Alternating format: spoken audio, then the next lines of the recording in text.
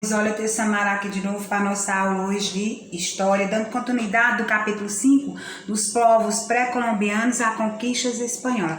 Pega aí o livro didático de vocês a partir da página 106, certo? A dominação espanhola. A chegada dos espanhóis à América aconteceu em uma época em que vigorava a Europa a doutrina do mercantilismo. Como você já viu no capítulo anterior, segundo essa doutrina, quanto maior as reservas de ouro e prata de uma nação, mais rica ela seria. Inicialmente, os espanhóis colonizaram as ilhas da Antilhas, mas, ao perceber que ali havia pouca quantidade de metal precioso, avançavam para o continente, em direção ao atual território do México, onde viviam os astecas, e depois a América do Sul, onde se encontravam os incas. Povos com grande produção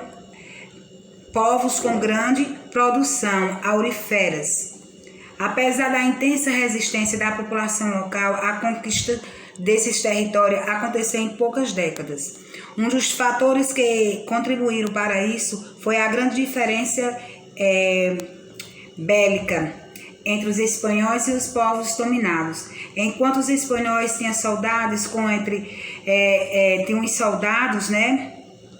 entre os espanhóis e os povos dominados. Enquanto os espanhóis tinham vários soldados, cavalos, amarraduras e espadas de ferro, arcabuzes e canhões. Os nativos lutavam com armas de pedra ou de madeira. A violência foi tão grande que os religiosos espanhóis que se encontravam na América denunciaram à coroa o modo como os militares vinham lidando com os indígenas.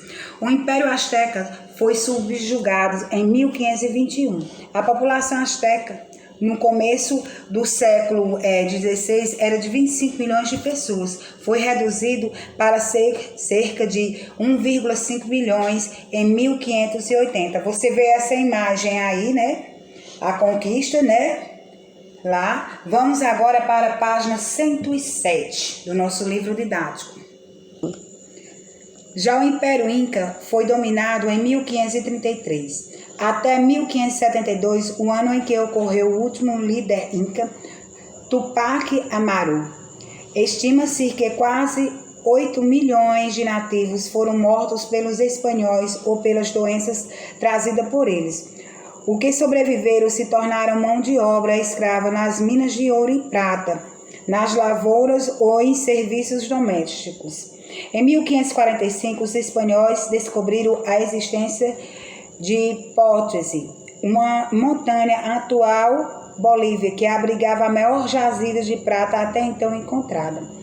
Em 545 e 1560, os indígenas escravizados extraíram de Potosí e de outras minas da região um total de 270 toneladas de prata. Entre 1580 e 1600, esse número chegou até 340 toneladas. Toda a prata extraída da América Espanhola era enviada para a Espanha, que assim se tornou a nação mais rica da Europa na época. Potosí, por sua vez, acabou se transformando em um dos maiores e mais importantes centros urbanos da América Espanhola. Para os indígenas, no entanto, o lugar virou símbolo de sofrimento. No processo de extração, muitos morreram de fome, doenças e soterramentos. Frei Domingo de Santo Tomás denunciou essa situação em 1550, dizendo que Potosí era a boca do inferno, que anualmente tragava milhões de nativos, certo? Vamos agora para a página 108. A luta pelos direitos. A população indígena da América Latina atualmente é cerca de 45 milhões de pessoas, divididas em torno de 800 povos diferentes. México, com 17 milhões de indígenas, e Peru, com 7 milhões, são os países com maior número de população nativa. No outro extremo, encontra-se Costa Rica e Portugal, com pouco mais de 100 mil indígenas, e Uruguai, com 80 mil. Porém, em termos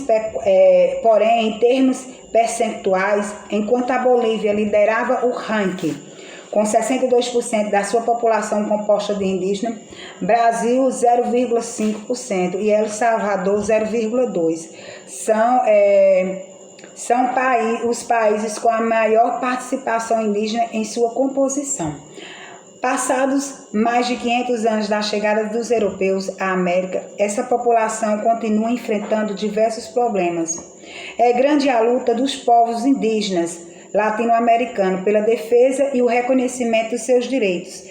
Eles, o direito à terra e a participação da política. Além disso, o respeito aos seus costumes e tradições são enfraquecidamente ignorados com diferentes grupos da sociedade civil.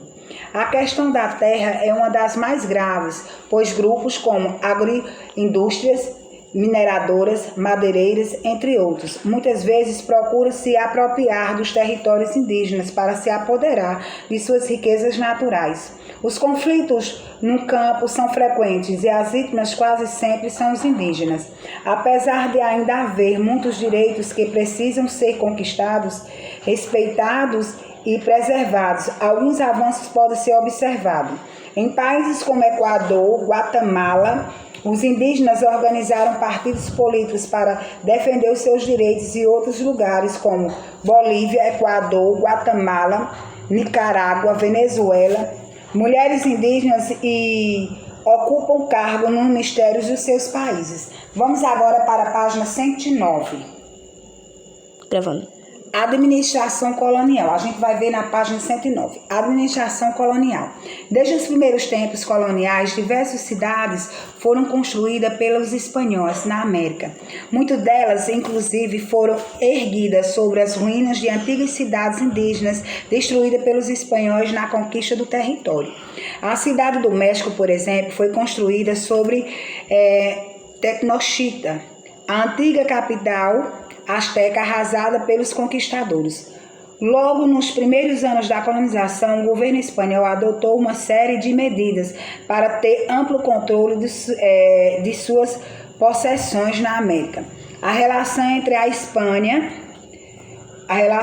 entre a Espanha e sua colônia na América era baseada no pacto colonial, ou seja, a colônia exportava matérias-primas ou metais preciosos para metrópoles e comprava da metrópole os artigos manufaturados que precisavam. Desde 1503, todo esse comércio passava por Sevilha, onde funcionava a casa de contratação. Esse órgão tinha por objetivo controlar todo o comércio colonial para evitar o desvio de mercadorias lucrativas. Em 1523, a coroa espanhola criou ainda o Conselho das Índias, órgão cuja função principal era aconselhar o rei sobre a maior parte das medidas que deveriam ser tomadas na administração dos territórios coloniais. Com base nas informações recebidas, o governo elaborava leis, estabelecia punições, nomeava administradores coloniais e etc. Para melhor administrar o território, os espanhóis dividiram as terras conquistadas na América em vice-reinos e capitanias. Cada vice-reino era administrado por um vice-rei, que correspondia diretamente ao governo espanhol. Veja esse mapa aí, divisão administrativa da América Espanhola no século XVI ao século XVIII. Dê uma olhadazinha aí e faça uma leitura. Vamos agora para a página 110. Na página 110, a gente vai ver os sistemas de castas. A gente vai estudar um pouquinho o que é isso aqui. Grande número de espanhóis mudou-se para a América para colonizar o território. Eram comerciantes, camponeses, artesãos e também feudalgos, ou seja, membros da baixa nobreza espanhola. Ainda no século XVI começaram a chegar os primeiros africanos escravizados. Assim, as colônias espanholas da América passaram por um processo de mixigenação, envolvendo os espanhóis, os africanos e a população nativas. O governo espanhol acabou implantando na América um sistema de castas, ou seja, um sistema de divisão social que impedia ou dificultava significativamente a mobilidade social das pessoas. No topo desses sistemas estavam os europeus, encarregados da tarefa de governar a colônia e garantir o envio das riquezas coloniais para a Espanha, conhecido como chapetones ou peninsulares, dominavam toda a administração pública, militar e religiosa. Logo abaixo vinham os crioulos, descendentes de espanhóis nascidos na América. Compunham a aristocracia de proprietários de terras escravizados, mas não podiam ocupar altos cargos públicos.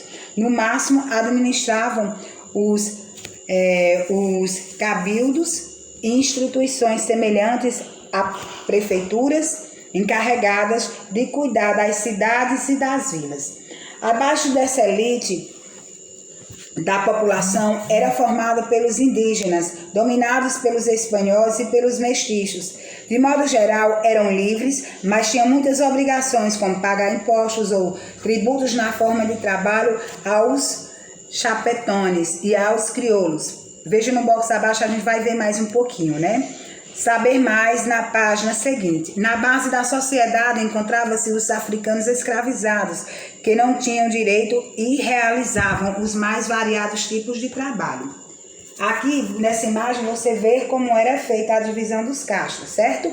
Vamos agora para a página 111. Agora, na página 111, a gente vai ver assim, o documento para saber mais, a mão de obra indígena. A encomenda foi um tipo de tributo que recaiu sobre a população nativa.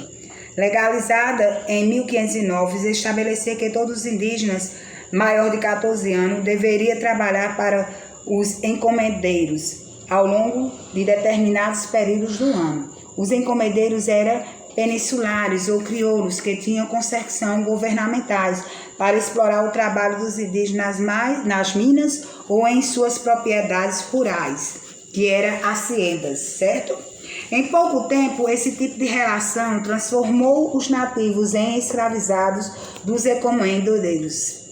Essa situação era criticada por muitos religiosos que vieram para a América Espanhola com a missão de converter os indígenas ao catolicismo. Em 1542, a coroa espanhola proibiu a escravização da população nativa da América. Outra forma de trabalho que prevaleceu em algumas regiões da América Espanhola foi a mita. Era um tipo de trabalhos rotativo e compulsórios em benefício do governo e que os incas praticavam antes da chegada dos espanhóis.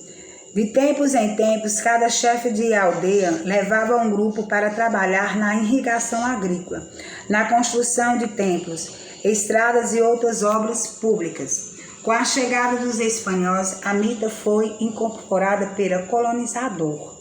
Cada região ou aldeia foi obrigada a fornecer um certo número de pessoas para trabalhar na hacienda do fumo, cana-de-açúcar e cacau, nas estâncias de gado e cavalos e principalmente nas minas de ouro e de prata. A mita possibilitou que milhões de toneladas de ouro e de pratas fossem extraídas da América, enviadas à Espanha. Causou-se ainda a morte de milhões de indígenas, vítimas de exaustão, dos acidentes nas minas, a violência a que era submetida por conta das doenças trazidas pelos colonizadores. Dando continuidade, na página 102, a gente vai ver como se deu o processo da catequização dos indígenas, os nativos. Outro elemento importante no processo de colonização da América pelos espanhóis foi a fé cristã. Como você viu no capítulo 2, nas primeiras décadas do século XVI, a Europa passou por um momento de reforma religiosa. O catolicismo se dividiu e dessa divisão surgiram diversas igrejas protestantes. A Igreja Católica procurou reagir a esse avanço e uma de suas medidas foi a de levar a fé cristã para maior número de pessoas em diferentes regiões do mundo. Diversas congregações religiosas enviaram seus missionários à América Espanhola com o objetivo de converter a população nativa ao cristianismo. As mais atuantes foram as dos dominicanos, dos agustianos e dos jesuítas.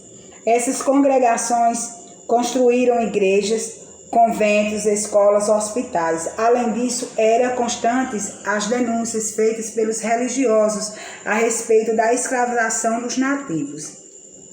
Ao mesmo tempo em que procuravam protegê-los dos colonos, os missionários trabalhavam em convencer os indígenas a obedecerem suas antigas crenças e costumes e a adotarem os princípios cristãos. Das práticas nativas que os religiosos tentaram proibir foi a da poligamia. Também procuraram modificar seus hábitos sociais. Muitos indígenas viviam em aldeias de cerca de 500 pessoas. Eram agricultores e levavam muitas vezes uma vida seminômade. Religiosos, africanos e jesuítas, no entanto, procuravam reunir esses indígenas para um mesmo aldeamento, conhecido pelo nome de redução. Nessas reduções chegavam a viver até 3.000 nativos, obrigados a trabalhar sob um regime rigoroso e disciplinar. Você vê nessa imagem abaixo, nessa figura aqui abaixo, como era redução jesuíta, como era um tipo de um acampamento ou uma prisão que eles ficavam ali, certo? Bom, essa é a nossa, vamos ficar por aqui na página 112. Tia Samara vai passar o restante das orientações e as atividades. E lembrando que a atividade são para todos os alunos, só que ela vai valer nota para os alunos que não atingiram a média, certo? Tenham um bom dia, que Deus abençoe a todos.